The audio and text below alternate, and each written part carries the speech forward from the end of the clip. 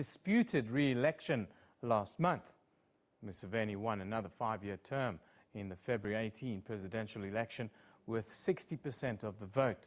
But all his main opponents rejected the results, alleging widespread rigging and intimidation by security forces.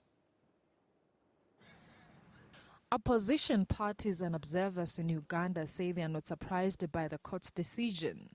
The court said it found valid evidence and several malpractices, including security interference with MBABAZI's campaign and later delivery of polling materials, but declined to nullify the results. Some opponents had cited delays in delivering ballot materials, improper supervision of voting, bribery and interference by security forces, which he said had tainted the outcome. My point is that, yes, the ruling has come. We go by that, obviously. But the ruling is we have dismissed the petition because we don't have evidence, and I'm going to give you the evidence, not in court, but elsewhere. Under Uganda's electoral law, someone who alleges malpractices and seeks a nullification of the results of a presidential election must prove that the irregularities affected the results in a substantial manner. This petition was not about the possibility of winning, because it was impossible to win. This petition was about putting on the record in this country what happened. You see, many Ugandans believe, for example, that the 1980 elections were rigged. But if you ask them how they were rigged, nobody has an idea. And yet there's near consensus that that election was rigged.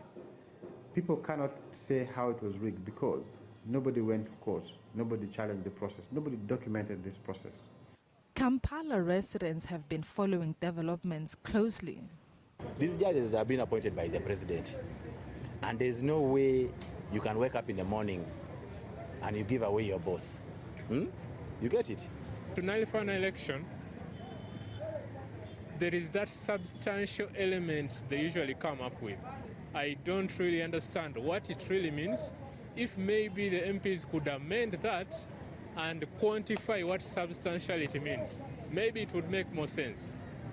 Because you can't quantify intimidation, you can't quantify maybe bribery, so it doesn't make sense. Some Western governments, which have lauded Museveni in the past for helping in the fight against the militants in Somalia, have lately criticized him of clamping down on critics and harassing the opposition in Uganda. Museveni has been in power since 1986.